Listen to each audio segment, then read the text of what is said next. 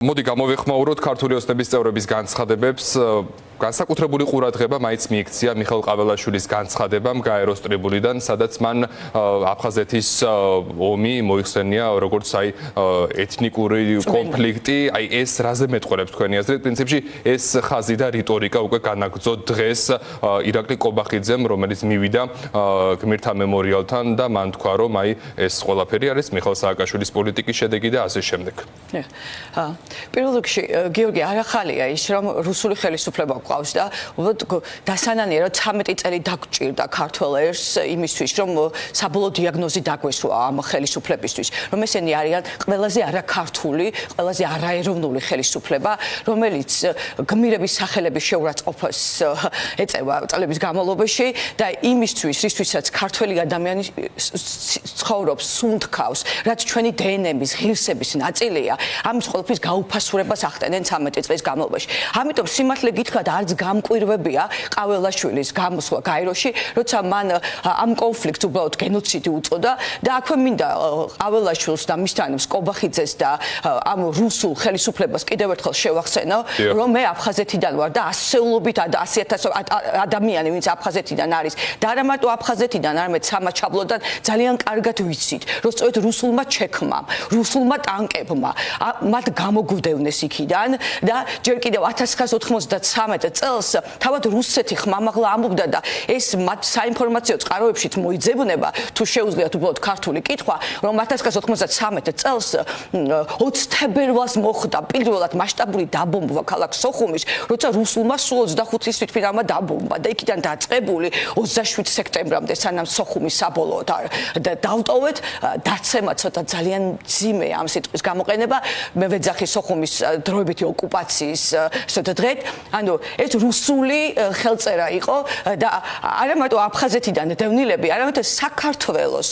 მოსახლეობა და თითოეული ადამიანი კარგად ხვდებით, რუსეთი არის ოდითგანვე, არა მარტო ქართველი არის, არამედ კაცობრიობის მტერი, ეს კაცი ჭამია და რაც უნდა ეცადოს ბიზნა ივანიშვილის რუსმა ხელისუფლებამ ამ სისხლის მღვრელს მტარვას, რომ პირიდან ეს სისხლი მოწმინდოს, ქართველმა ერმა ძალიან კარგად იცის, რომ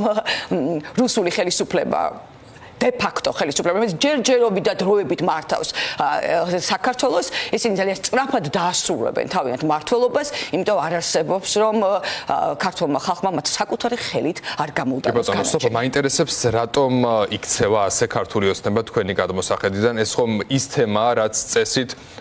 ყველას გვაერთიანებს, სენსიტიური თემა, ჩვენს ეროვნულ ინტერესებს ეხება, ოკუპაციის თემა თითქმის ყველა ოჯახს ეხება, ხო ეს პრობლემა, ჩვენ ვახსენეთ ცოტა ხნის ყაველაშვილს და სხვა შორის თქვენს დევნილი ბრძანდებით და ყაველაშვილს დევნილების შესახებ არაფერი არ უთქვამს გაეროს ტრიბუნიდან არ და ეს შესანიშნავი პლატფორმაა სწორედ ამ პრობლემებზე სასაუბროთ. მე მინდა ვიკითხო ოცნების მიზნებზე, რა არის ეს განზრახვა, რა არის ის შედეგი, რომელსაც შესაძლოა ივანიშვილის რეჟიმი ამ პროცესში ელოდოს. ჩვენ გვახსოვს ბიზნა ივანიშვილის ბოდიში ამ წინასაარჩევნო კამპანიის ფარგლებში, ამის შემდეგ უკვე მარიონეტული რეჟიმის განცხადებაც მოვისმინეთ, რომ მათ აღიარეს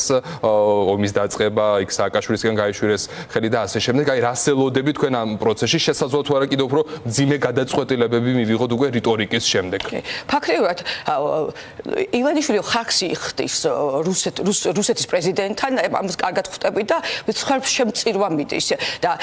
ის მისი დე-ფაქტო ხელისუფლება, რომელიც მას მხარში უდგავს და მისი პოლიტიკის გამტარებელია, ცალსახად ყველაფერი იქითკენ მიყავთ, რომ აფხაზეთი და სამაჩაბლო დათმონ და ფაქტიურად მათი რიტორიკაც აქეთკენ მიდის, რომ არ აღიარონ რუსეთის ნაწილად და ამის ძალიან ნათელი მაგალითი იყო დღეს კობახიძის განცხადება, როცა მან სააკაშვილს გადააბრალა ეს ყველაფერი, როცა 1991 წელს 12 წელს როცა ომი დაიწყო, 32 წლის წინ სააკაშვილი მაშინ საერთოდ არ ჩანდა პოლიტიკურ არენაზე, რაც იმას ნიშნავს, თან ვერც თქვა 20% ოკუპირებული ტერიტორიის ხმამაღლაც ვერ გააჟღერა და ის თulis მხოლოდ სამაჩაბლოს ტერიტორია, რომელიც 2008 წლის ომის შედეგად ჩამოგვაკვიჩა, ასე ვთქვათ,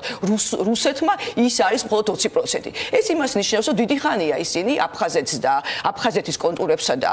სამშაბლოს კონტურებს აღარ მოიაზრებენ საქართველოს ერთიანი ფრთის ქვეშ და ცალსახაა რომ ეს არის რუსული პოლიტიკის გამტარებელი ხელისუფლება და როცა შენს ქვეყანაში 500,000 დევნილია პირობითად სამაჩაბლოდან აფხაზეთიდან როცა სოციალურად დაუცველი ადამიანები ყავს როცა ადამიანებმა ოჯახის წევრები დატოვეს აფხაზეთში და დღეს აი როცა ვუსმენდი საინფორმაციოს თითეული ჩემი სულის ნაწილი და სისხლის ნაწილი რაღაცნაირად შიგნიდან ყივის და ძალიან ცუდად ვგრძნობ თავს ემოციურად და ამ დროს ეს ხალხი თვალებში ნაცრას გვაყრის და გვეუბნება რომ თურმე რუსეთი არ ყოფილა ოკუპანტი თითქოს რუსეთმა არ გამოგვდევნა იქიდან და მართლაც მე მაქვს კითხვა მათთან როდის ერთხელ იყვნენ ისინი ენგურის ხიდთან როდის ერთხელ შეხვდნენ ისინი დევნილებს როდის ერთხელ მისულან ისინი საოკუპაციო ხაზთან და გამოუკითხავთ მოსახლეობა თუ რა უჭირთ რა აწუხებთ მეცაც გეტყვით ჩვენი მთელი ბოლო 1 წლის ეს თქვა შეხვედრები დევნილ ხალხს ეძღვნებოდა ერთადერთი ტკივილი რაც მათ აწუხებთ გარდა იმისა რომ მიწაწყალი საკუთარი მიწაწყალი და საფლავები დატოვეს ეს არის ის მიუსაფრობის და მიტოვებულობის განცდა მათ არ აქვთ ამ ხალხს აფხაზეთელებს სამაჩაბლოს ხალხს ხინვალის ხალხს არ აქვთ იმის განცდა რომ ისინი მათ ვიღაც პატრონობს რომ სახელმწიფო ზრუნავს მათზე აი სოფო ამ ნაწილში მინდა ვიკითხო როგორია ქართული ოცნების პოლიტიკა იგივე დევნილებთან დაკავშირებით ისინი ამბობენ რომ აი საცხოვრებლით უზრუნველყოფენ აქვთ დახმარება იზრდება მათ შორის ფულადი კომპენსაციას რეალურად რაში გამოიხატება ოცნების ეს ვთქვათ დახმარება ამ ადამიანების მიმართ გიორგი 32 წელია 300,000 დევნილი ყავს საქართველოს აქედან 50%-ის დაკამაყოფილებაც ვერ მოხდა საცხოვრისით ბოლო რამდენიმე წლის განმავლობაში ოცნება გვიმკიცებს იმას რომ რამდენიმე მსხვილი საცხოვრებელი აშენდა თუმცა აქაც კორუფციულ სქემებს აქვს ადგილი და რატომღაც ერთი და იგივე ხალხის დაკმაყოფილება მიდის აქ ხდება ეგრეთ წოდებული შავი ფული ატკატები და ასე შემდეგ ბილების გადაყიდვა ამიტომ დღესაც კი 32 წლის შემდეგ 50% ამ მოსახლეობის არის დაუკმაყოფილებელი და მეცაც გეტყვათ ისინი არიან ისეთ გაუსაცდელ საცხოვრებელ პირობებში რომ ვერ წარმოიდგენთ რომ 21 საუკუნეში როცა საუბარია მთვარეზე გაფრენაზე და ინოვაციურ ტექნოლოგიებზე ადამიანები ცხოვრობენ მიუსაფარ ოთახებში და დღესაც რამდენიმე სული და დღესაც არ აქვთ წყალი და შუქი მე ვსაუბრობ რეგიონებში იმ მივარდნილ სოფლებში სადაც დაუკანონებელი საცხოვრებელი 30 კვადრატული საცხოვრებლებია გამადავის როდის ერთხელ დაინტერესდა თუნდაც აფხაზეთის სამინისტრო ანუ ჩვენი ხელისუფლების რომელიმე წარმომადგენელი მისულიყვნენ ნებისმიერ დევნილთან და ეთქვათ ეკითხათ რა აწუხებს მათ შესაბამისად ამის პარალელურად იმის მტკიცება და თვალებში ნაცრის შეყრა რომ თურმე რუსეთი ჩვენი მტერი არ არის რა თქმა უნდა ეს არის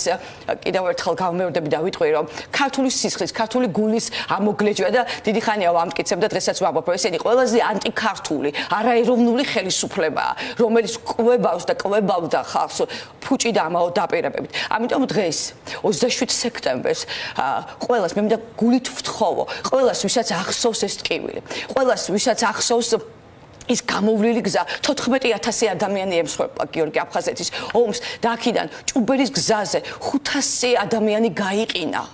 მიუსაფრობით უსახსრობით ესენი იყვნენ მოხუცები და ძუძუმწოვარა ბავშვები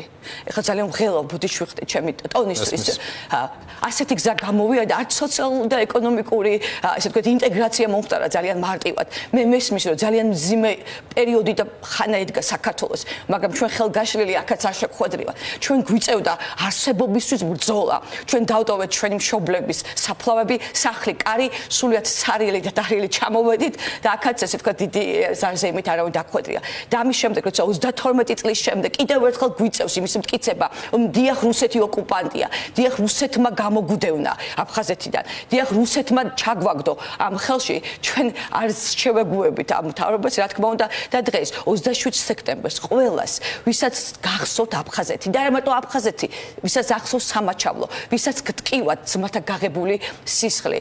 ვისაც გაწუხებთ დღევანდელი ყოფა მე მინდა ყველას გთხოვოთ და მოგიწოდოთ რომ მოვბრძანდეთ გმირთა მოედანზე რათა მოვეფეროთ ჩვენ მიცვალებულთა და გმირების სულებს პატივი მიმაგოთ მათ გავემართოთ მარშით რუსთაველის გამზრისკენ და კიდევ ერთხელ გავაგონოთ არა მარტო რუსეთულმა ხელისუფლებას არამედ მთელ მსოფლიოს რომ ჩვენ ვართ ერთიანი ჩვენ სწორად ვხედავთ ჩვენი ქვეყნის განვითარების გზას ეს განვითარების გზა არის ევროკავშირის ერთ დიდ ოჯახში გავწევრიანება რომელიც თითოეული დევნილისთვის ხაზგასმით მინდა თქვა არის შინ დაბრუნების მისთვის ერთადერთი შესაძლებლობა. სოფო, დიდი მადლობა ამ ინტერვიუსთვის, მადლობა სტუდიაში მომბრძანებისთვის. ემოციისთვის. პირდაპირ ეთერში ჩვენი სტუდიის სტუმარი იყო სოფო გველეთიანი.